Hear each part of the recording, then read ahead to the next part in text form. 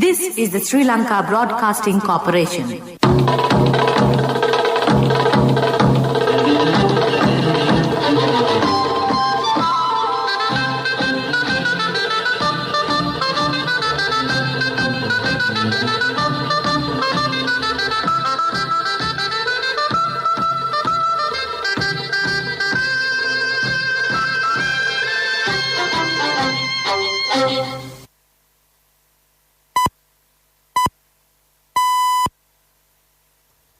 The time is precisely 6:15 p.m.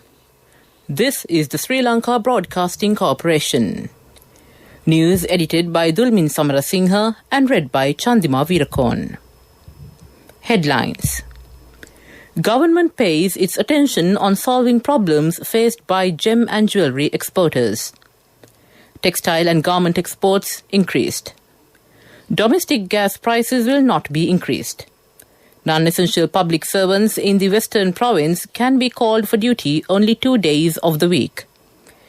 In news overseas, Pakistan Prime Minister causes stir with Afghan.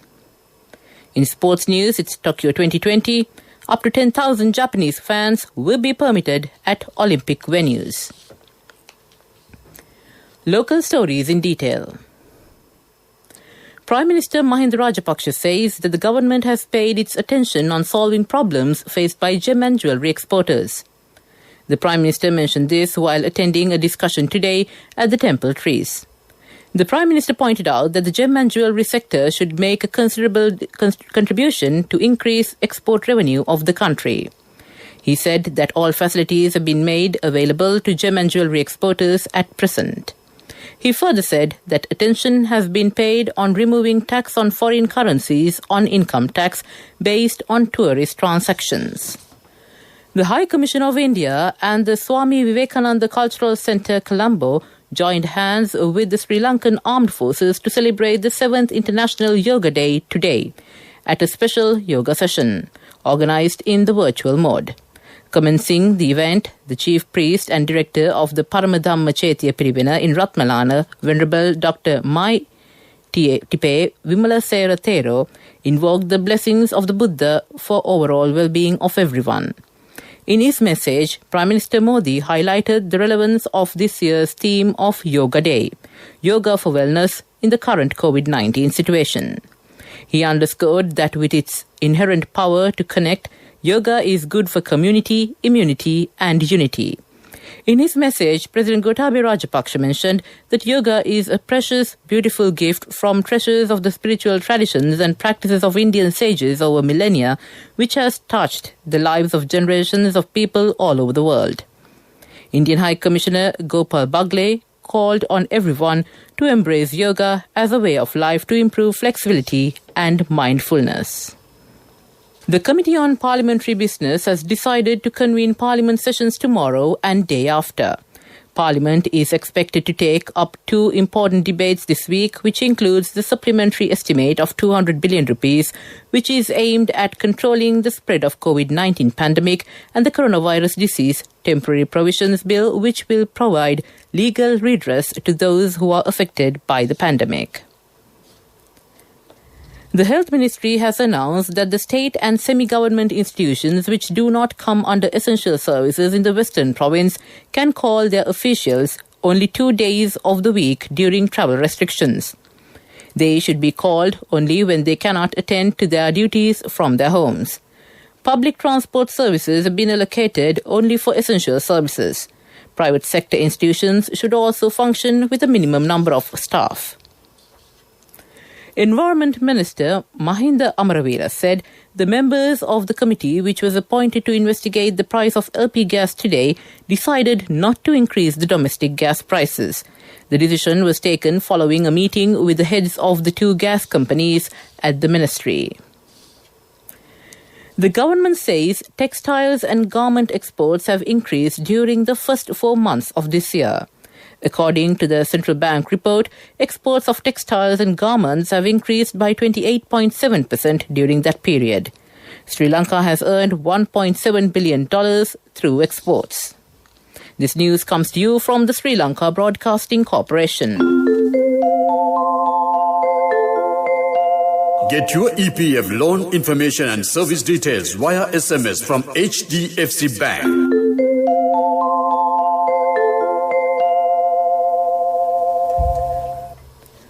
(2,028) COVID-infected persons have been found by this morning. 20 out of them have returned from overseas. The highest number of patients, which is 307, has been reported from the Gampha district.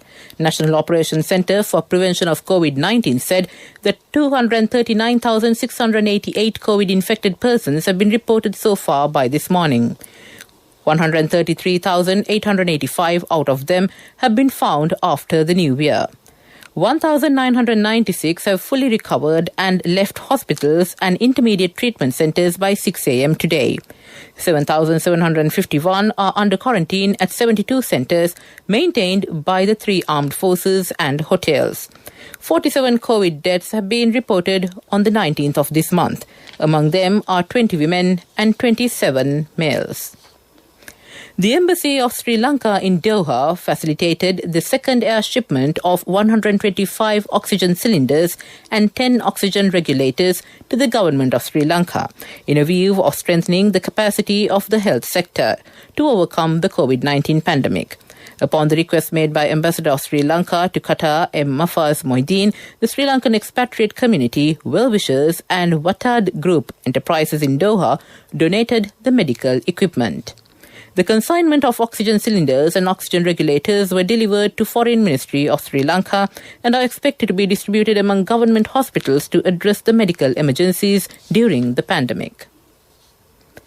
3 officers of the Police Narcotics Bureau who were under detention orders for over 1 year after being arrested in connection with a drug racket have been remanded until June 28 by the Colombo Magistrates Court. They were produced before Colombo Chief Magistrate Buddhika C. Ragala by the Criminal Investigations Department today. CID officers informed the court that investigations into the suspects have not been concluded and therefore requested that they be placed under remand custody. Colombo High Court Judge Damit Thottawatha ordered today to release director of the local shipping agency of Express Pearl ship, Aminda Hettiarachchi, on a cash bail of 100,000 rupees and 2 surety bails of 1 million rupees each. He had been summoned by the CID and arrested following questioning. He has been banned from leaving the country without the permission of the court. To end the local news, the headlines again. Government pays its attention on solving problems faced by gem and jewellery exporters. Textile and garment exports increased. Domestic gas prices will not be increased. Non-essential public servants in the Western Province can be called for duty only 2 days of the week. That ends local news. Now, get your EPF loan information and service details via SMS from HDFC Bank. Wherever you are, being a state and private sector employee, to obtain EPF loan information and service details, just send a SMS mentioning EPF space, name and region to 0718 800 999. HDFC Bank, the bank for your home. The main news story is brought to you by Siddhalepa Vedamahatmya. On the main news story, the International Atomic Energy Agency has agreed to provide expertise to Sri Lanka through its Technical Cooperation Department to mitigate the damage caused to the sea by the MV Express Pearl vessel's disaster. A request was made to the International Atomic Energy Agency by the Sri Lanka Atomic Energy Board recently to obtain the International Atomic Energy Agency's support on the matter. The State Ministry announced IAEA-affiliated Marine Environmental Studies Laboratory in Monaco has made arrangements to support Sri Lanka in this endeavour. That ends the main news story. The main news story was brought to you by Siddhalepa Vedamahatmya.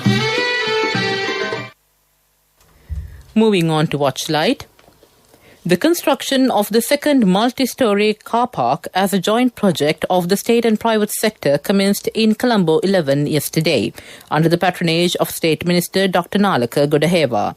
The Urban Development Authority is implementing the project in Colombo with a capacity of over 1,500 vehicles each. That ends Watchlight. Moving on to world news, the headlines. Pakistan Prime Minister causes stir with Afghan. Barnaby Joyce returns as Australia Deputy Prime Minister. Macron and Le Pen fail to make ground France in regional election. Pakistan's Prime Minister has created a stir over comments he made about US operations in Afghanistan and China's treatment of Uyghur Muslims. In an interview with Axios HBO, Imran Khan categorically stated that he would not allow the US to use Pakistan as a base for its Afghan operations. He also asked why the world was fixated on Xinjiang while ignoring what India was doing in Kashmir. Barnaby Joyce will return as Australia's Deputy Prime Minister after a sudden leadership contest in the National Party, the government's junior coalition partner. Mr. Joyce defeated Micah McCormack in a party vote today. It follows growing concern from some national MPs over their party's influence in climate policy. The party, which represents farmers and rural voters, has 21 members in the governing centre-right coalition. Early results indicate both President Emmanuel Macron and his opponent Marine Le Pen will fail to make the gains they were hoping for in the first round of regional elections in France.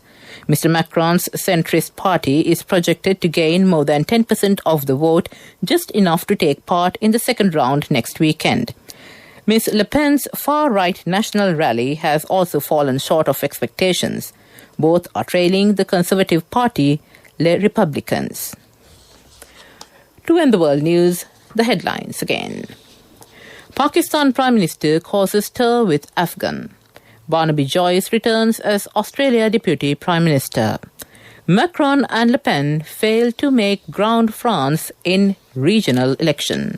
That ends world news. Over to business. To development news. Dialog Axiata PLC, the first in Sri Lanka to launch an Uptime Tier 3 certificate data centre, announced the launch of its latest fully owned data centre in Piliyandala, built to the latest ISO and global data centre standards, with the highest level of reliability. The facility was inaugurated by Technology Ministry Secretary Jayantha De Silva and Telecommunications Regulatory Commission of Sri Lanka Director General Oshada Senanayaka. That ends development news. On to sports news. Selecting of cricketers for Lanka Premier League is now taking place. Accordingly, Kusal Janit Pereira is the main player of Colombo Kings. Niroshan Dikwella is the main player of Kandy Tuskers. Danishka Gunatilaka is the main player of Gaul Gladiators, while Dasun Shanaka is the main player of Dambulla Vikings. 5 teams are taking part in the Lanka Premier League from 29th of July to 22nd of August. Yupun Abekon ranked 46th in the 100 meters event yesterday. Earlier he was ranked in the 50th place.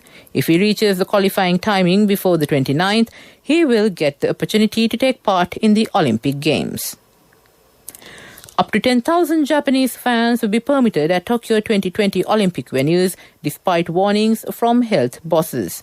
Overseas spectators are already banned, but organizers said domestic fans could attend providing crowds did not exceed 50% of a venue's capacity.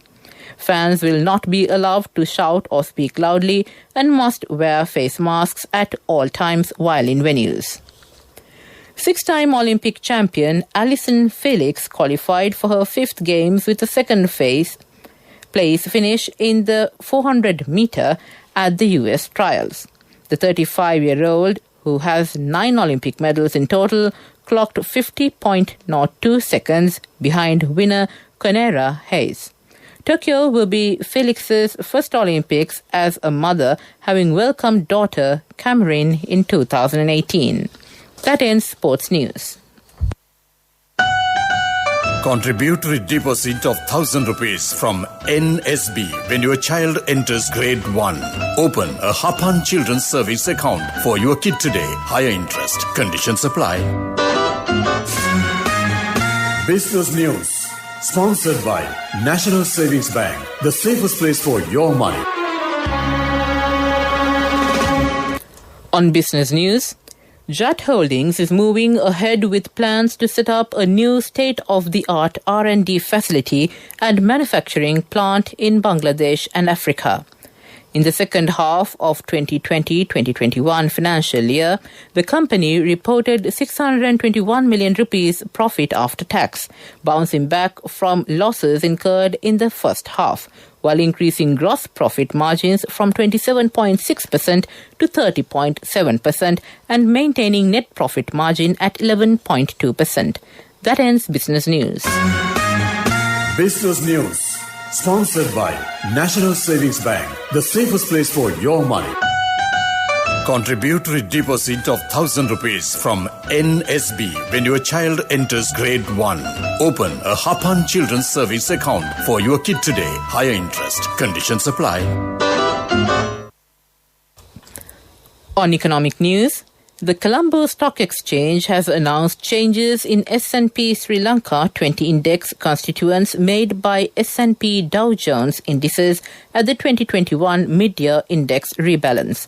Accordingly, the new inclusions as announced by S&P Dow Jones indices effective from 21st June 2021 are Brown & Company, LB Finance, Richard Pealis & Company and Valuable One. That ends economic news. Weather Report was sponsored by Dialogue in partnership with the Ministry of Education introduces Nanasa, a trilingual educational mobile app with video-based lessons for grade 1 to A-levels. Now your child can study with ease on your mobile with no subscription fee. And finally on the Weather Report, the Met Department says a slight change in the prevailing weather condition is expected in the next few days. Several spells of showers will occur in western, central and Sabaragamu provinces and in Galle and Mathura districts.